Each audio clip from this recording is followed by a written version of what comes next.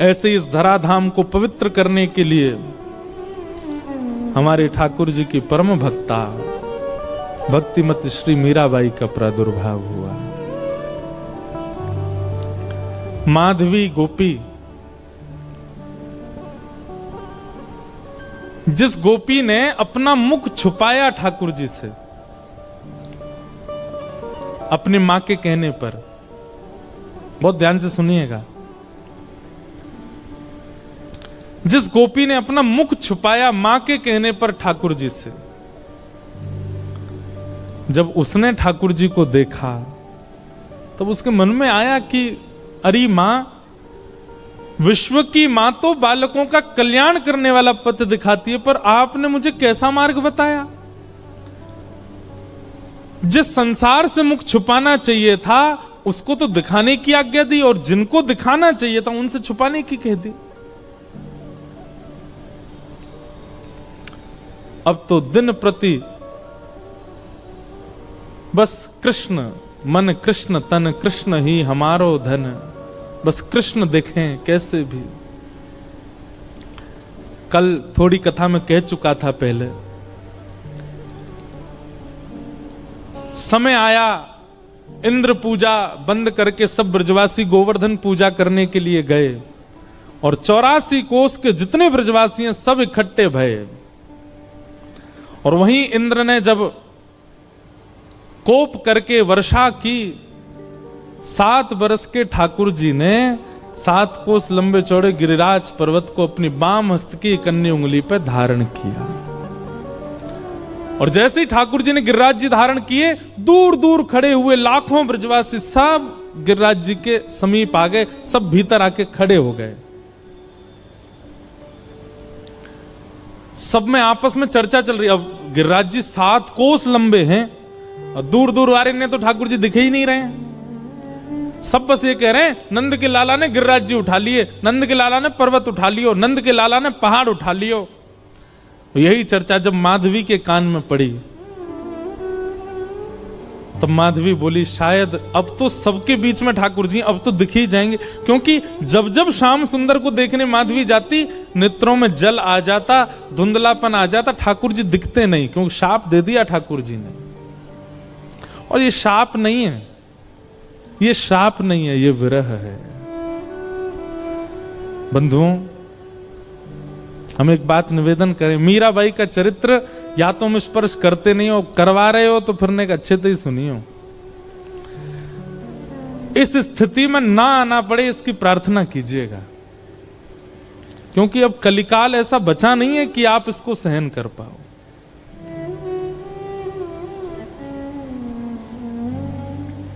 ठाकुर जी दिखते नहीं है मीरा को, माधवी को, लेकिन आज सोचने लगी सबके बीच में ठाकुर जी खड़े, यहां तो मैं छुप के देख ही लूं उनको, शायद दिख जाएं। और अनेक प्रयास करके दूर से जैसे तैसे भीड़ छांटती भई मीरा, माधवी, मीरा उनका कलयुग का नाम, माधवी द्वापर का नाम। माधवी जैसे ही पहुंची, त्रिमंगलली श्याम सुंदर अपने बाम हस्त की कन्नी उंगली के नख पर गिरिराज जी धारण करके खड़े हैं, अपने दाहिने हस्त से मुरली अधर पर रख करके और कोमल उंगलियों से सुंदर बीच बीच में ध्वनि बजा रहे हैं। नंददास जी उसका वर्णन करते हैं, कान्हा कुंवर के कर पल्लव पर मानो गोवर्धन नृत्य करे, ज्यों ज्यों तान उठत मुरली में त्यों त्यों लालन अधर धरे। मेघ मृदंग मृदंग बजा, मेघ मृदंगी मृदंग बजा में, मेघा को जल यों जो झरे। ग्वाल ताल दे नी को गावे, गायन को जो सुर भरे। देत आशीष सकल ब्रज नारी, नंद दास के तिमिर हरे। कान्हा कुंवर के, ठाकुर जी पता कि महाराज जी, अगर ये नंददास जी को पद देखो, इस पद के अनुसार, बहुत ध्यान से सुनना, हमारे श्री गिरधर लाल जी ऐसे खड़े, ऐसे नहीं, ऐसे, उनके ये चारों भुजाएं ऊपर हैं। तब हमें एक वैष्णव ने बताया, बोले ठाकुर जी कैसे कर रहे हैं पता है, सब ब्रजवासी खड़े हैं और श्री गिरिराज जी ठाकुर जी से कह रहे हैं, हे जय जय, मेरा स्वरूप इतना विशाल है कि मैं महाराज में तो आ ना पाऊंगा, लेकिन आपके हस्तकमल और मेरे हस्तकमल मिले ने, ये 7 दिना तक मेरे संग रास ही कर लो। ठाकुर जी गिरिराज जी के संग रास कर रहे हैं, तो कभी ठाकुर जी ऐसे रहते हैं और फिर नेक ऐसे उछाल के फिर ऐसे ले लें, फिर ऐसे ले लें, फिर ऐसे ले लें, फिर यूं कर लें, कभी यूं कर लें, कभी ऐसे कर लें, मानो बार बार अपनी उंगलियों पे नर्तन करवा रहे हैं श्री गिरिराज जी को ठाकुर जी। अद्भुत छवि है। तभी माधवी पहुंची। जैसे ही ठाकुर जी के समीप पहुंची है, उस स्थान पर पहुंची जहां ठाकुर जी खड़े हैं, जैसे ही नेत्र भर के ठाकुर जी को देखने का प्रयास किया, जल भर आया नेत्रों में। मानो जैसे कोई धुंध आ गई हो, खूब मीड़ रही है अपनी आंखों को, मीड़ मीड़ के लाल कर लिए हैं, लेकिन ठाकुर जी दिख नहीं रहे हैं। आज पीड़ा असहनीय हो गई माधवी की। अर्धरात्रि का समय ठाकुर जी के चरणों से लिपट गई और बोली, मैंने इतना बड़ा अपराध किया कि आप मुझे दिख ही नहीं रहे हो। हे श्याम सुंदर, अब पीड़ा मत दो, अब दिख जाइए, एक क्षण दिख जाइए, आप दिखें और मैं प्राण त्यागूं, बस मुझे और कुछ नहीं चाहिए। ठाकुर जी बोले, माधवी तेने मुझको अपना रूप नहीं दिखायो। माधवी बोली, देख लो, मैं सामने खड़ी हूं, अब देख लो मेरे नेत्र, मेरे मुखमंडल को देख लो, जैसे चाहो देख लो, पर मेरे ऊपर तो ये जो दोष है ये हटाओ, मुंह को देखन दो आपको। ठाकुर जी बोले, अब तो माधवी ये पीड़ा तुमको ने सहनी पड़ेगी, क्योंकि वस्तु का मूल्य तब चित्त में ज्यादा बढ़ता है जब वह वस्तु समीप हो पर मिले ना। और प्रेम लक्षणा भक्ति में जितना विरह होगा, जितनी व्याकुलता होगी, जितनी तड़प होगी, उतना वह प्रेम पुलकित होगा, उतना वह प्रेम लक्षणा भक्ति का इत्र महकेगा और दूसरों को महकाएगा। मैं चाहूं आगामी कलिकाल में लोगन के चित्त में श्रद्धा होगी, विश्वास होगो, लेकिन प्रेम नहीं होएगो। उनके चित्त में प्रेम प्रकट करवे के काज मैं तो नहीं आऊंगो, तो को भेजूंगो। और वाक्य काजे तोए या जन्म में मेरे रूप के दर्शन को त्याग करना पड़ेगो, थोड़ो सहनो पड़ेगो। मीराबाई ने सहा है हमें और आपको प्रेम देने के लिए। मैं और आप आज जिस प्रेम के मार्ग पर चल रहे हैं, जिस प्रेम की एक बिंदु हमारे ऊपर गिरती है, वह बिंदु के अधिकारी हम मीराबाई की वजह से बने हैं, क्योंकि उन्होंने द्वापर में दर्शन का त्याग किया है। त्याग नहीं, विरह सहा है, वो तड़पी हैं ताकि हमें प्रेम दे सके। माधवी बोली, मुझे बस अवधि बता दीजिए, कम से कम एक अवधि पता होगी तो मैं उस अवधि के सहारे रह लूंगी कि इतना समय लगेगा आपके दर्शन में। एक अवधि बता दो, 10 वर्ष, 50 वर्ष, कितने वर्ष लगेंगे। अवधि सुनकर के तो माधवी गिर पड़ी, रोने लगी। ठाकुर जी बोले, 1 युग।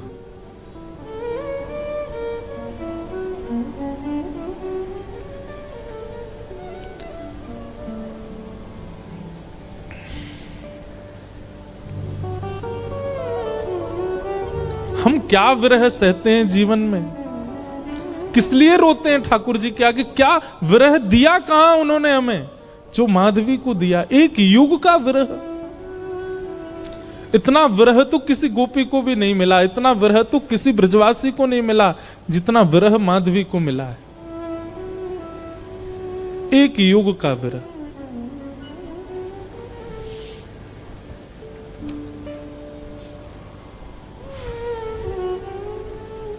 लेकिन क्या करे, प्रतीक्षा के अलावा और कुछ नहीं है जीवन में। चरणों में रोती हुई माधवी जाने लगी। और एक वैष्णव का स्वरूप नहीं है आत्म दाह करना, चाहे तो त्याग दे शरीर, लेकिन नहीं। अब कृष्ण ने कहा है कि प्रतीक्षा करो तो करनी है।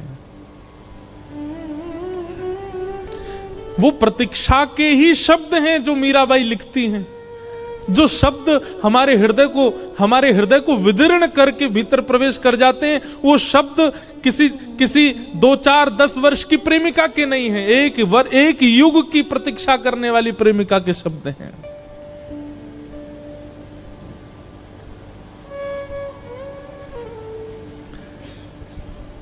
प्रतीक्षा कर रही है और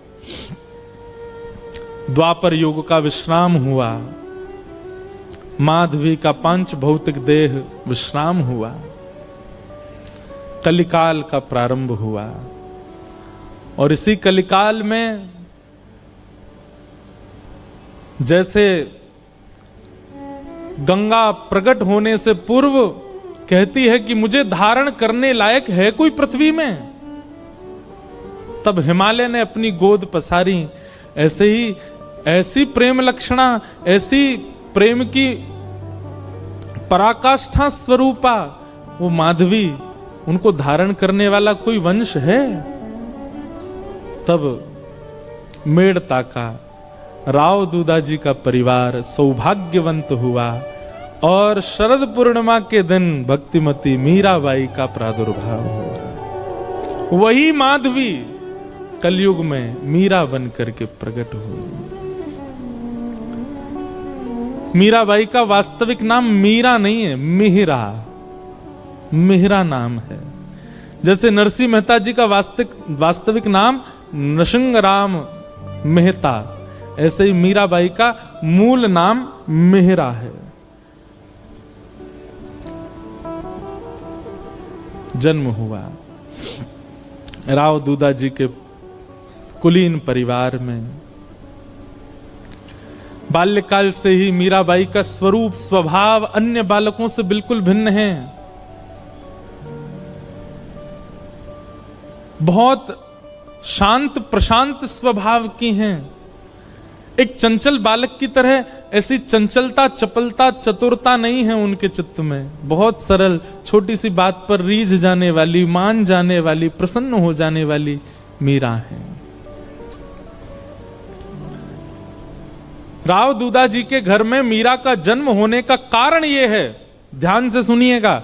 एक वैष्णव बालक यदि आपके घर में जन्मेगा, कोई बालक आपका भविष्य में चलकर के वैष्णव होगा, उसके पीछे कारण क्या होगा? राव दूदाजी एक दिन भी बिना हरि चर्चा के व्यतीत नहीं करते। मेड़ता में एक बार को कोई राजा आ जाए, उसके स्वागत सम्मान में कोई कमी हो सकती है, लेकिन मेड़ता में कोई महापुरुष संत आ जाएं, उनके स्वागत के लिए स्वयं राव दूदाजी जाते हैं। और नित्य प्रतिदिन नवीन संतों का आगमन होता है, अयोध्या से, ब्रजधाम से, द्वारिका से। एक बात कहें बंधुओं, अपने घर के द्वार सबके लिए बंद रखो, पर भगवत भजनानंदी वैष्णवों के लिए कभी नहीं। सदा ऐसा प्रयास करो कि आपके यहां कोई ना कोई आता ही रहे। अगर एक सप्ताह तक कोई ना आवे तो आपके चित्त में चिंता होनी चाहिए कि कोई आया क्यों नहीं। किसी को फोन करके जबरदस्ती टिकट करके बुलाओ, आ जाओ, हमारे घर पर रहो।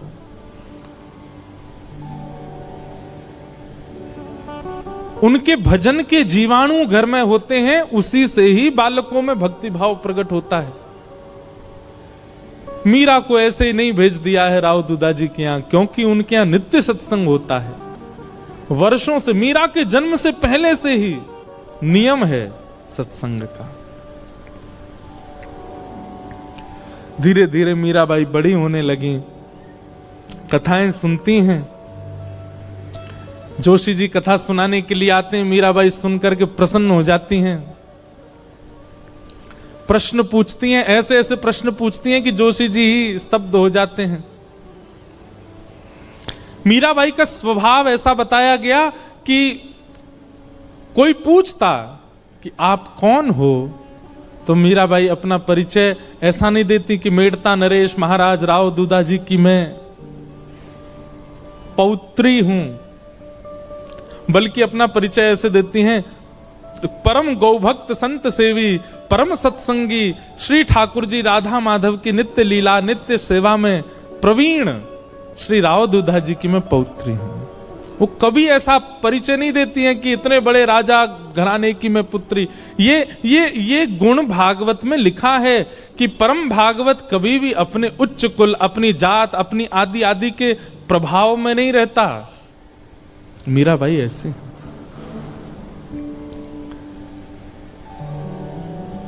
भक्ति के लक्षण तो बचपन से ही हैं। बस कोई बीज में जल देने वाला मिल जाए जिससे उसको राह मिले वृक्ष बनने की। एक दिन ढोल नगाड़े ताशे बज रहे थे। मीरा दौड़ी दौड़ी अपनी मां के पास गई। मां, ये क्या हो रहा है? कौन सा उत्सव मन रहा है? तो मां ने कहा, मीरा, ये बारात जा रही है, एक लाली का ब्याह हो रहा है, उसका पति जा रहा है अपने परिवार के साथ नाचता गाता हुआ, ब्याह करके उसको अपने घर ले जाएगा। मीरा कहती है,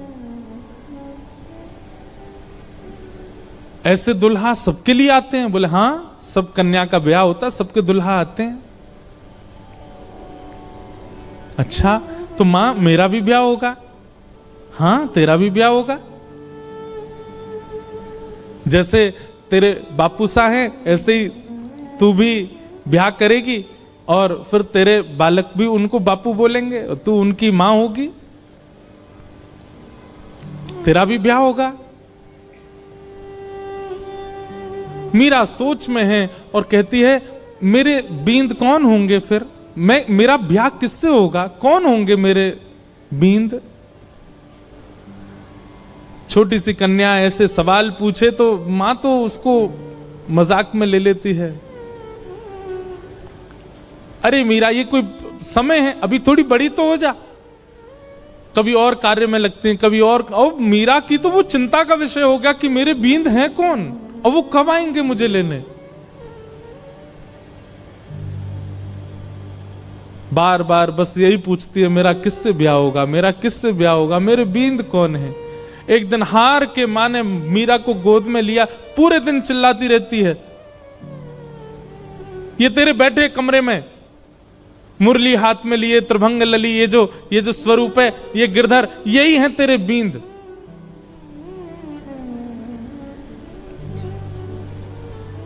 स्वरूप देखा ठाकुर जी का और मां ने कह दिया यही है तेरे बींद।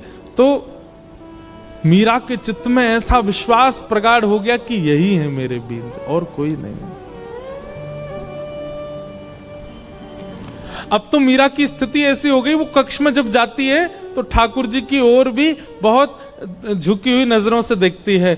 ज्यादा मतलब व्यवहार ऐसा करने लगी कि मानो सच में ही ये उसके बींद हैं।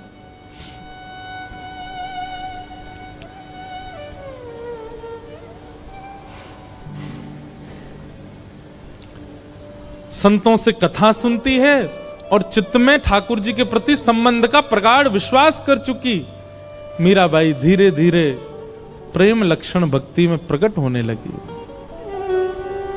एक दिन एक संत का आगमन हुआ और वे अपने प्रवचन के समय अपने बगल में ही अपने गिरधर गोपाल को विराजमान करके प्रवचन कर रहे थे। और छोटी सी मीरा, उनको एक ही चीज की प्रतीक्षा होती थी पूरे दिन की, मां मुझे सत्संग में लेके कब जाएगी। और जैसे ही मीराबाई पहुंची, छोटी सी मीरा कथा सुनते सुनते दृष्टि पड़ी बगल में बैठे हुए गिरधर स्वरूप पर, वो गिरधर गोपाल पर। अपलक नेत्रों से केवल ना प्रवचन सुन रही है ना महाराज जी को देख रही है, वो तो उनके ठाकुर जी को अपलक नेत्रों से देख रही है। और बीच बीच में मानो जैसे नेत्रबंद हो जाते हैं और उसको कुछ ब्रजमंडल जैसा दिखने लगता है। उसको कभी कभी वर्षा दिखती है, कभी कभी गिरिराज जी धारण करके ठाकुर जी खड़े हैं और एक गोपी चरण से लिपट करके रो रही है। ऐसा दृश्य उसके चित्त में आने लगा, मानो अपने पूर्व जन्म की स्मृतियां चित्त में प्रकट होने लगी।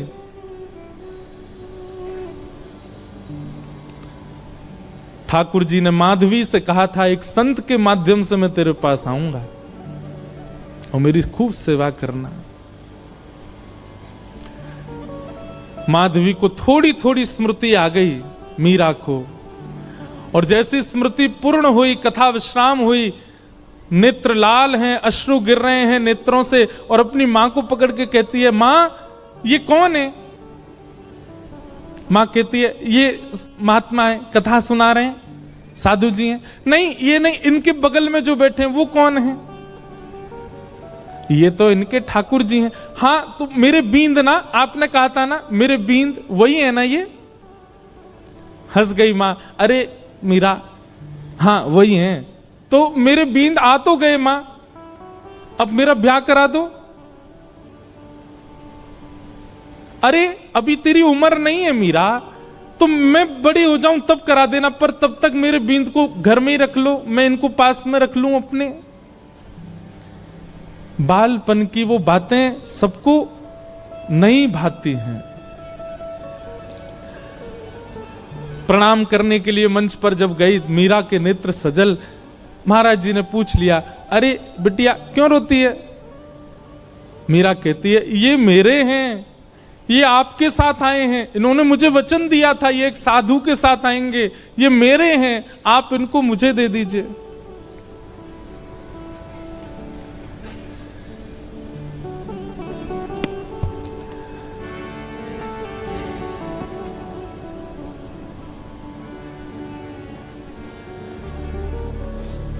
ये मेरे हैं।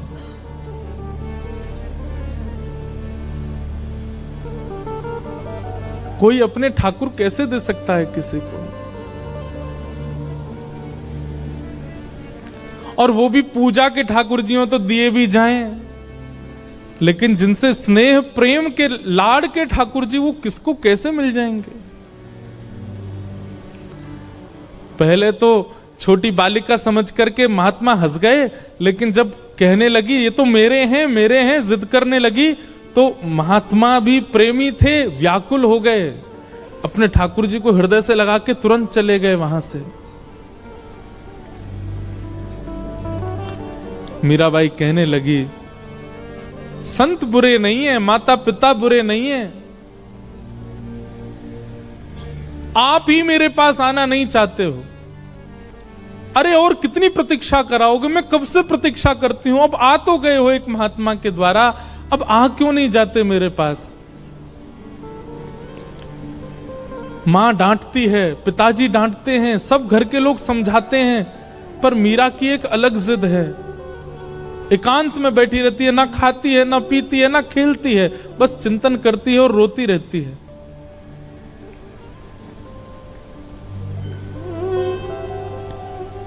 प्रतिज्ञा ले ली, मैं अन्न नहीं खाऊंगी, अब मैं प्रयास नहीं करूंगी कि आप आओ मेरे पास,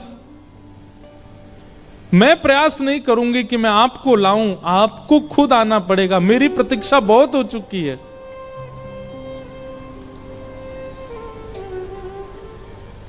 वहां महात्मा ठाकुर जी की सेवा शयन करा करके जैसे शयन में गए, ठाकुर जी उनके स्वप्न में आ गए और स्वप्न में आकर के बोले, बाबा आपने मेरी खूब सेवा करी, खूब मेरे 56 भोग लगाए, खूब मोकू लाड़ प्यार कियो, खूब मोकू डुलायो, इतनो भाव से मेरी सेवा करी बाबा, पर अब आपकी सेवा पूरी है गई।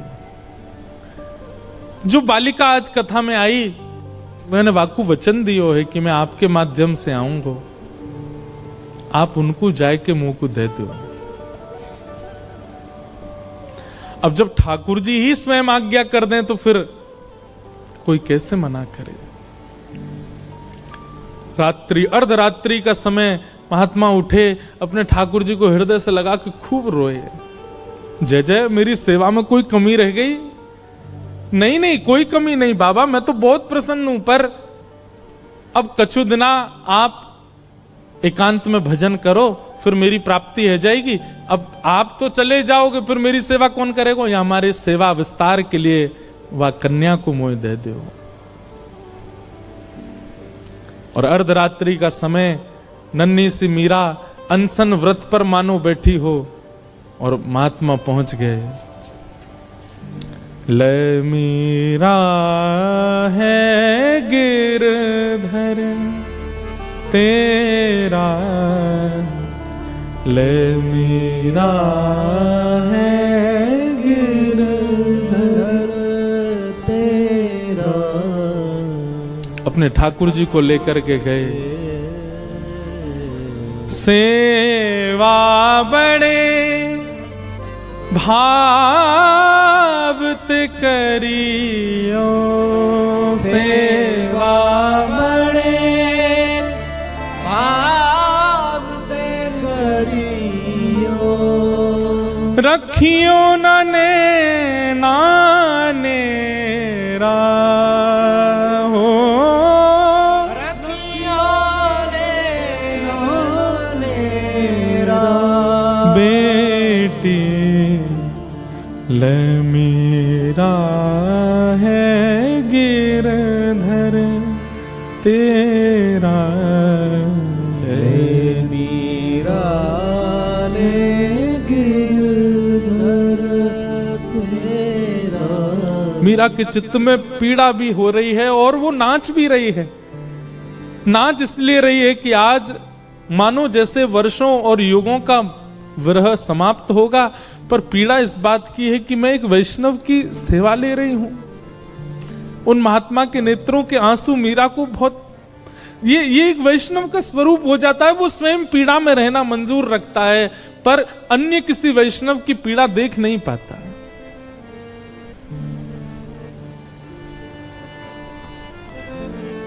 सो ही सुहागन प्रिय जाहिरी जै, सोई सुहागन प्रिय जाहिरी जै। तू सुहागन है बेटी, ये पहले मुझसे रीझे थे, मेरे पास आए, लेकिन अब ये तो से रीझ गए हैं। मैं अपनी तरफ से नहीं दे रहा हूं, ठाकुर जी ने आके मुझे आज्ञा दी है कि वो तोते सेवा कराना चाहें। सो ही सुहागन। बंधुओं, इस पंक्ति को नित्य गाया कीजिए। अपने ठाकुर जी को देखते हैं जब मंदिर में विराजमान, आप कितने सौभाग्यशाली हो, ठाकुर जी आपसे सेवा करा रहे हैं।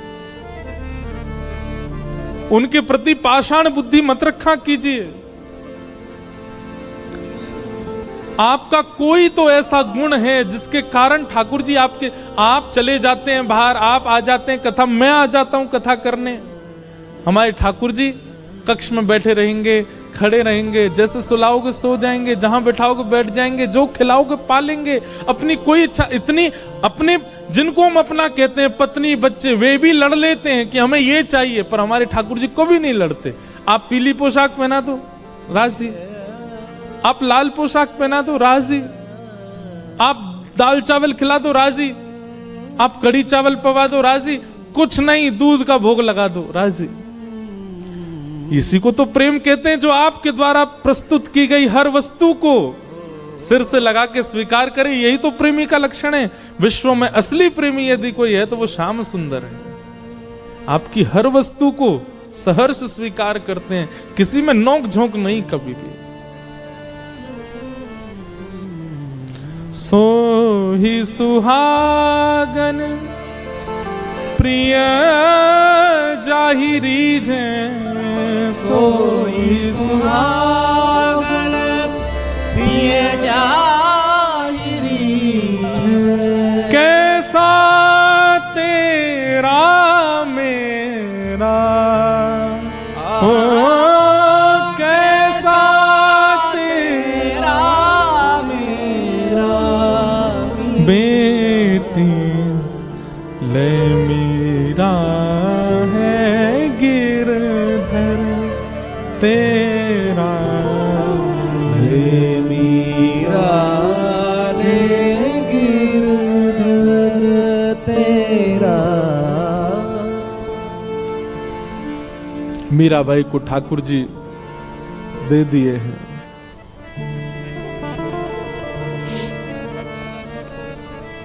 चले गए महात्मा। ये ठाकुर जी का नियम है बंधुओं। एक को संयोग देते हैं तो जिसको संयोग दे रहे हैं मानो किसी को वियोग देके आए, और जिसको संयोग दिया है वो तैयार रहे, एक दिन वियोग मिलेगा।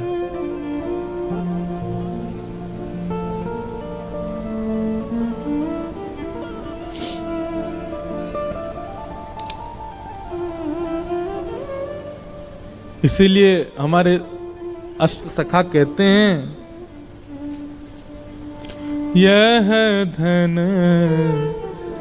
धर्म ही ते पायो, यह धन धर्म ही ते पायो, नी के राख यशोदा मैया, नी के राख हम सब यशोदा हैं, यशोदा मैया, नारायण घर आयो, नारायण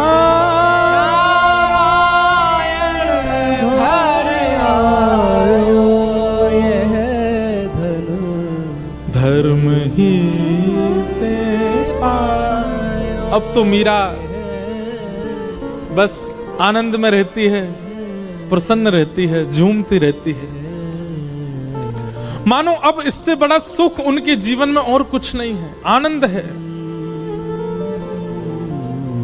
और तभी मैं बहुत सूक्ष्म सूक्ष्म मुख्य मुख्य भाव सुना रहा हूं। बस एक अवस्था हो गई मीराबाई की, प्रेम तो चित्त में खूब है, परंतु एक संकट का एक मानो बादल मंडरा रहा था मीराबाई के ऊपर। क्यों? अब मां, पिता, घर के सब बड़े सदस्य और राव दूदाजी तो पधार चुके हैं। मीरा बहुत रोई जब दादाजी गए, क्योंकि वही थे जो भक्ति मार्ग में लेके आए मीरा को। संकट इस बात का है कि अब सब चर्चा करते हैं कि मीरा का ब्याह करो। एक दिन मीरा अपनी मां से लड़ने लगी, मां आप मेरा किससे ब्याह कर रही हैं? अरे मेवाड़ के राजा, मेवाड़ के राजकुमार राजा भोज, तुम जानती हो उनका पराक्रम, तुम जानती हो उनका बल, तुम जानती हो उनका ऐश्वर्य। अपनी मां से मीरा कहती है, तो फिर ये कौन है जिनको बचपन में आपने मेरा बींद बताया था? अरे बालापन की बात है, बचपन में ऐसी तू जिद कर रही थी इसलिए बोला। बोले मां आपने तो ऐसे ही बोल दिया, परंतु मैं तो चित्त में घर करके बैठी हूं कि यही मेरे बींद हैं और मेरा स्वभाव व्यवहार सब कुछ वैसा ही है। आप अपनी बात से कैसे मुकर सकती हैं मां? चुपचाप तैयार हो जा, तुझे देखने वाले आ रहे हैं। कौन समझे विरह वेदना। मीराबाई बैठी है अपने ठाकुर के सामने, मंदिर में ही बैठी है, कुछ विशेष श्रृंगार नहीं किया है। तभी भोजराज और पूरा परिवार सब आए।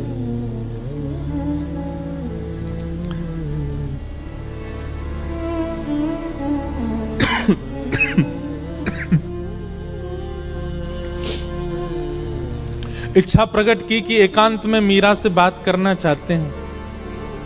मीराबाई बोली, मेरे लिए तो एकांत मेरे ठाकुर जी का स्थान है, जो बात करनी यहीं बैठ के कर लो।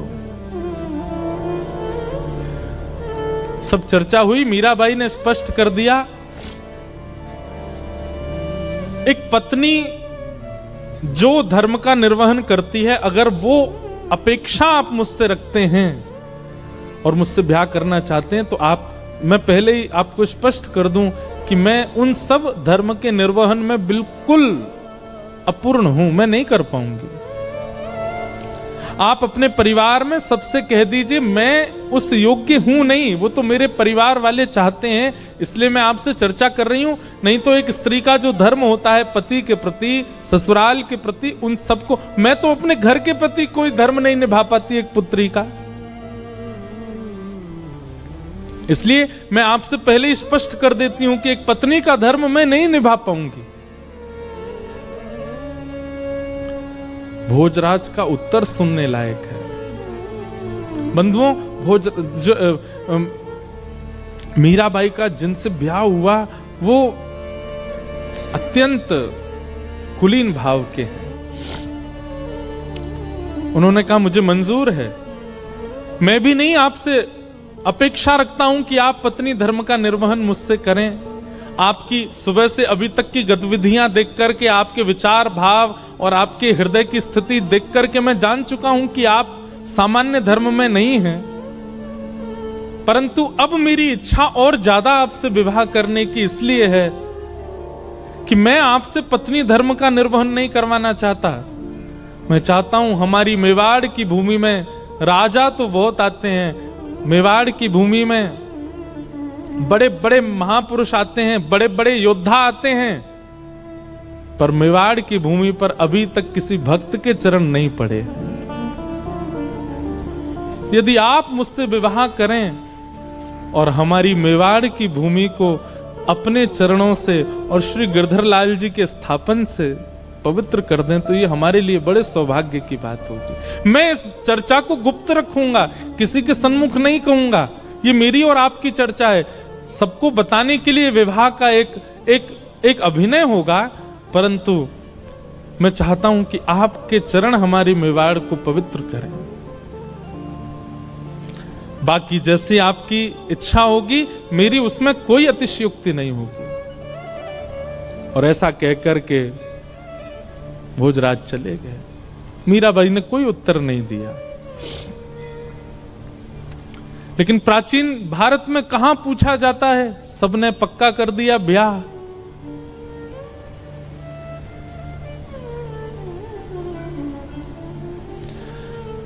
मीराबाई एक संत से जाके कहती है कि कभी अगर हृदय में बहुत वेदना होती हो और अपने प्रियतम को बतानी हो तो उसके लिए कोई उपाय है?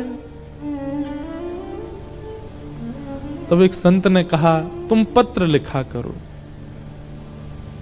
और वृंदावन जाने वाले किसी व्यक्ति के हाथ वो पत्र भेज दिया करो।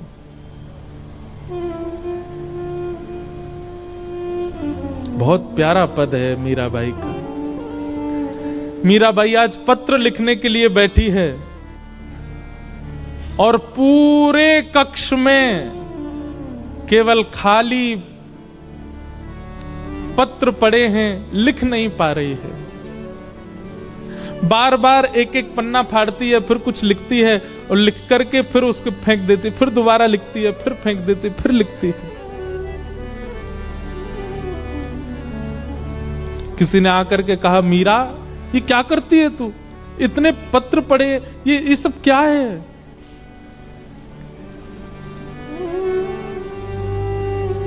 पत्तियां मैं कैसे लिखूं, लिखी ही न जाए। पत्तियां मैं कैसे लिखूं, लिखी ही न जाए। पत्तियां मैं कैसे लिखूं, लिखी ही न जाए।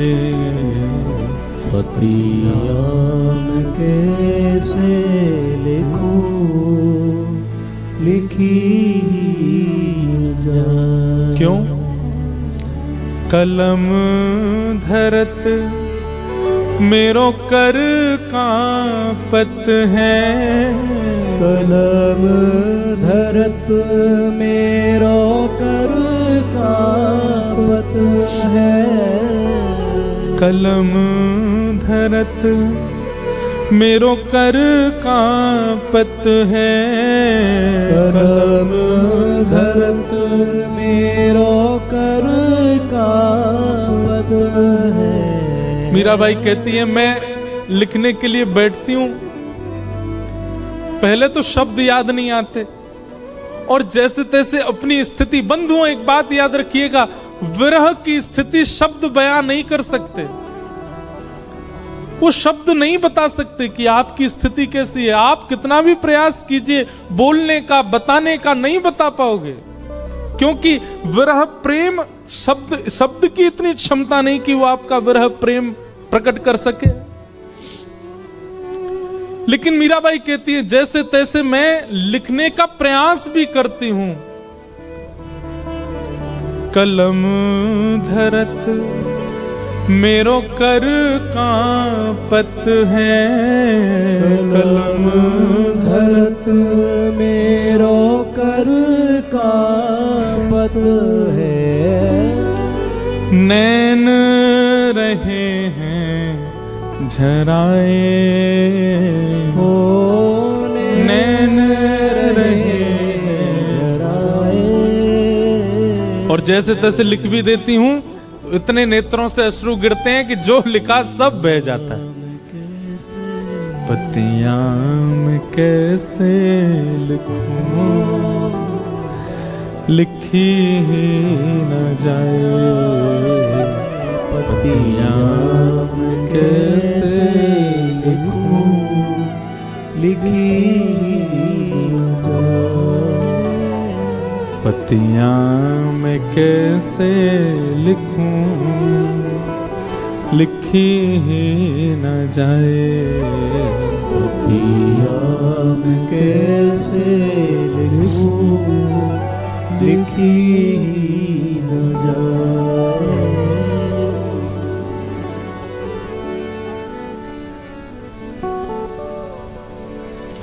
मीराबाई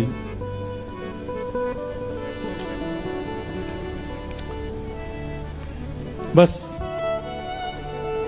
स्मरण करती हैं, वृंदावन की दिशा की ओर देखती रहती हैं। अभी भी विरह समाप्त नहीं हुआ है।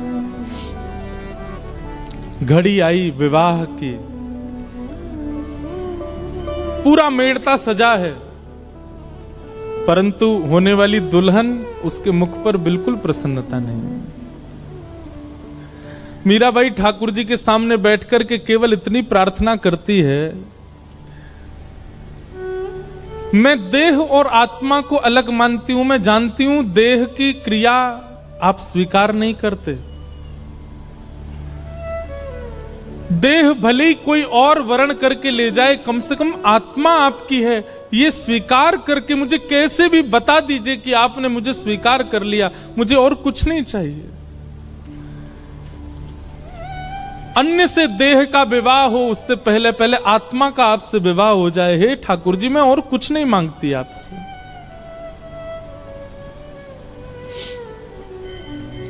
रात्रि में मीरा रोते रोते सोई हैं और तभी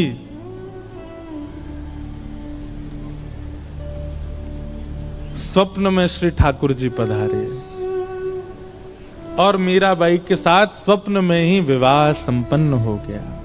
ठाकुर जी ने विवाह किया। प्रातः काल का समय, पूरे घर में शादी की तैयारियां चल रही हैं। मां दौड़ी दौड़ी मीराबाई के कक्ष में गई, अभी तक मीरा उठी नहीं है। जैसे ही भवन में प्रवेश करके भीतर देखा, एक नवीन शादी का जोड़ा पहने हैं, हाथों में मेहंदी रची हुई है, मांग में सिंदूर भरा है, गले में सुंदर ऐसा अद्भुत मंगलसूत्र पहन रखा है, यहां तक केवल चूड़ियों से अलंकृत हाथ हैं। अद्भुत श्रृंगार और प्रसन्न मुद्रा में मीरा सोई है। मीराबाई के विवाह के लिए जो पोशाक मंगाई गई है वो तो दूर रखी है, ये एक नवीन पोशाक, और ऐसी पोशाक की मेड़ताओं ने भी कभी नहीं देखी होगी।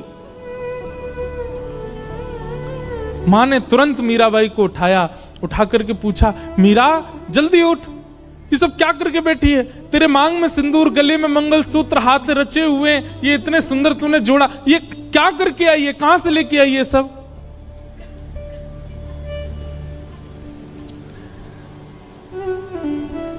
मीराबाई जोर से हंसी, अपना माँ का हाथ पकड़ के कहती है, माँ माई सपनानु वरना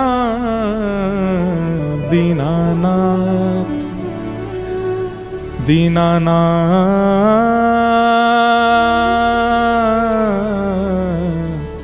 दीनानाथ। माई कल मेरा ब्याह हो गया। किससे ब्याह हुआ? बोले मेरे गिरधर लाल। मां मैं आपको कैसे वर्णन करूं? आप जो व्यवस्थाएं कर रहे हैं ना, ये सब फीकी हैं उस व्यवस्था के आगे। ऐसा सुंदर, ऐसे सुंदर पुष्प लगे थे, ऐसे सुंदर दावत बनी थी, ऐसे सुंदर सुंदर घोड़े हाथी सब आए थे। क्या बात बनाती है? कब हुआ तेरा ब्याह? किसने देखा तेरा ब्याह? मीरा कहती है, एक ने देखा हो, दो ने देखा हो तो कहूं 56 कोटा जना पधारया, दुल्हो श्री ब्रजनाथ, दुल्हो श्री ब्रजनाथ। मां 56 करोड़ बराती आए थे। सब देवी देवता, ब्रह्मा, शिव, रुद्र, सनकादि सब आए थे मेरे ब्याह में।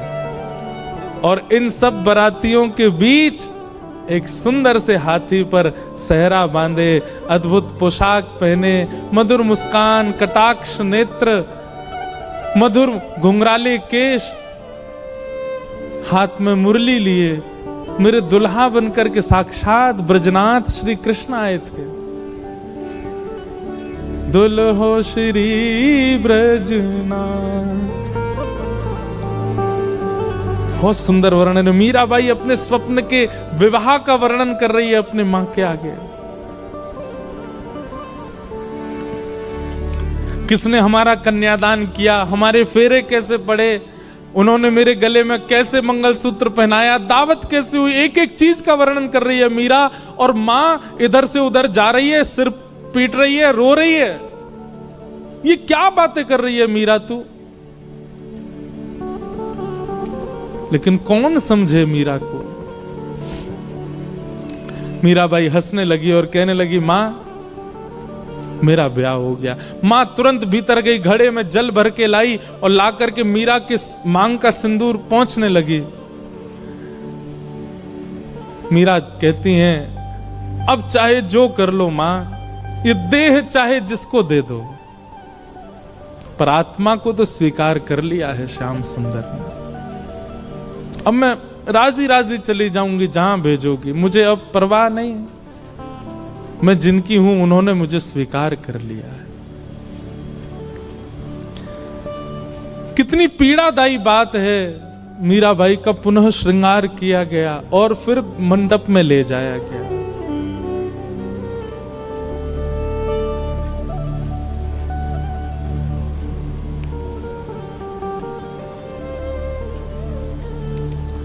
रो तो रही हैं, लेकिन किसको समझाएं, कोई समझ नहीं रहा है। और फिर विवाह हुआ। और विवाह के बाद जब मेवाड़ को जाने लगी मीराबाई, अपनी मां से जाकर के केवल कहा, मां ने कहा तेरे लिए मैंने ये दे दिया, इतने बक्से दिए हैं, इतने सोने चांदी हीरे जवाहरात आदि आदि सब भेज रही हूं, बिल्कुल परेशान मत रही हो। मीराबाई कहती हैं सब रख लो, बस मेरे गिरधर लाल दे दो, उनको लेके चली जाऊंगी, मुझे इन सब की आवश्यकता नहीं। एक अश्रु बिंद नहीं है मीरा के नेत्रों में विदाई के समय। अपने ठाकुर जी को गोद में ले रही है, सब देख रहे हैं मीरा को, रो रहे हैं, पर मीरा केवल अपने ठाकुर जी को निहार रही हैं, नेत्र नीचे करके। गाड़ी, बैलगाड़ी, घोड़ा गाड़ी, हाथी गाड़ी सब धीरे धीरे चलते जा रहे हैं और मीरा ना प्रसन्न है ना उदास है, बस एक समत्व है मुखमंडल पर, निकल गई मेवाड़।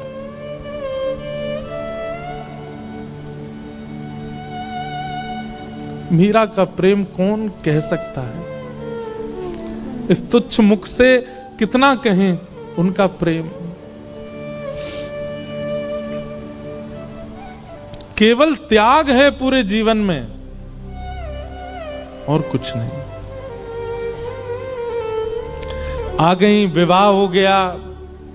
विवाह के बाद उनके पति अनुकूल थे, उनकी पूजा में कभी विक्षेप नहीं होने देते थे।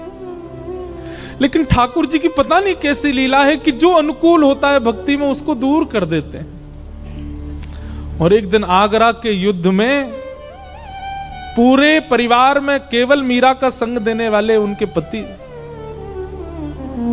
उनको इतने बाण लगे कि वे मरणासन अवस्था में आ गए।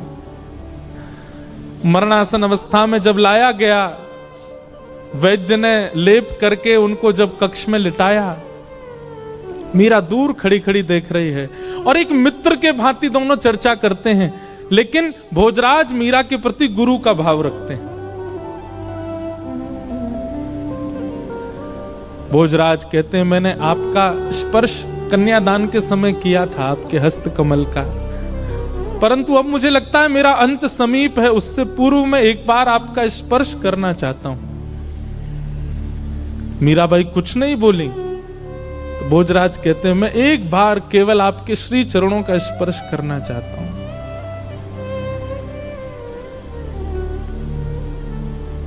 ठाकुर जी के पास गई, अपने गिरधर गोपाल की प्रसादी माला लेकर के आई और भोजराज के गले में पहनाई और अपना हस्त कमल उनके शीश पर फेरती हैं मीरा। ऐसा कहते हैं, मैंने पढ़ा है कि वैसे तो मीरा श्रृंगार करती नहीं थी, पर जिस दिन भोजराज जी की ये स्थिति थी, उस दिन कोई उत्सव मीराबाई ने किया था और उस दिन 16 श्रृंगार किए थे मीराबाई ने। और उस श्रृंगार के रूप में मीराबाई को देखते देखते देखते मानो जैसे उनके पति को साक्षात युगल ही एक रूप में हो, ऐसा दिखने लगा। और उनके पति अपने प्राण त्याग देते हैं।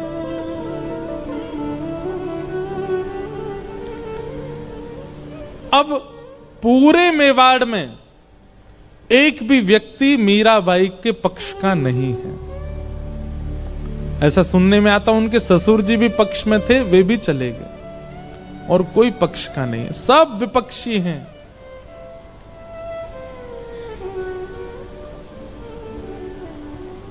खूब यातनाएं देते हैं, प्रताड़ना करते हैं, उपहास करते हैं, पर मीराबाई को इससे कोई फर्क नहीं पड़ता।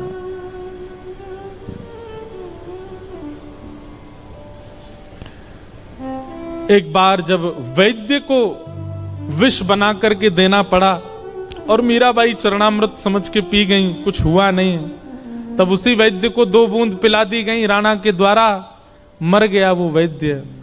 तब मीराबाई के चित्त को क्षोभ हुआ कि मुझ तक पीड़ा रहे मैं सह लूं, पर मेरे अलावा किसी और को मिले ये मैं सहन नहीं कर सकती। गोस्वामी तुलसीदास जी को पत्र लिख करके मीराबाई ने अब पूछा क्या करूं। तब गोस्वामी जी ने आज्ञा की कि अब ऐसों का त्याग करो जो हरि विमुख है। और मीराबाई मेवाड़ से अभी वृंदावन नहीं गई, मेड़ता गई,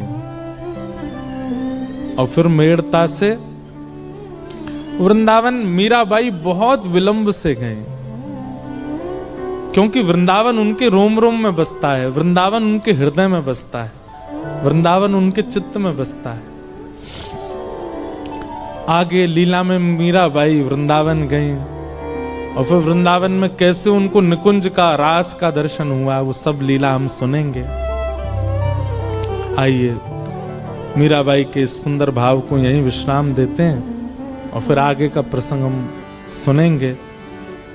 गिरधर जन्म मरण रासात, गिरधर जन्म मरण रासात, गिरधर जन्म मरण रासात।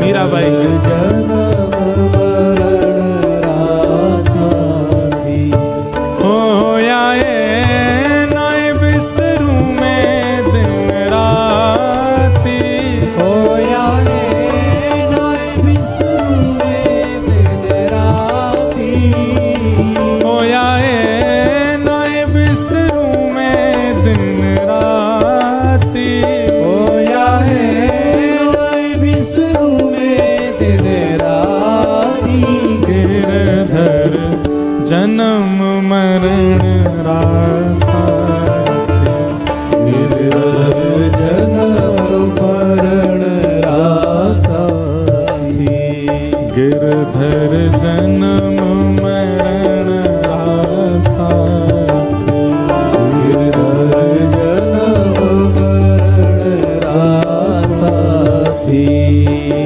ओ पल पल पिय को रूप निहारूं, निरख निरख सुख पाती,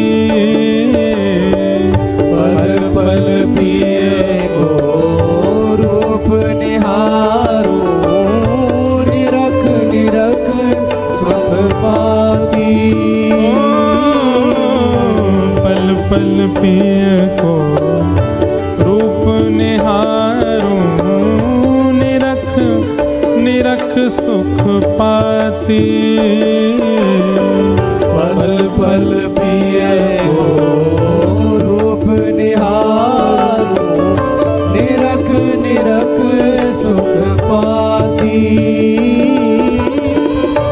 ऊंचे चढ़ चढ़ पंथ निहारूं, ऊंचे चढ़ चढ़ पंथ निहारूं, ऊंचे चढ़ चढ़ पंथ निहारूं, ऊंचे चढ़ चढ़ पंथ निहारूं, रोए रोए अखियां प्यासी, गिरधर जन्म मरण रासात, गिरधर जन्म मरण रासात, गिरधर जन्म मरण रासात, गिरधर जन्म मरण रासात। मीराबाई कहते हैं, ओ इनके बिन मोहे सलना परत है, जानत मेरी छाती, इनके बिन मोहे सलना परत है, जानत मेरी छाती, इनके बिन मोहे सलना परत है, जानत मेरी छाती,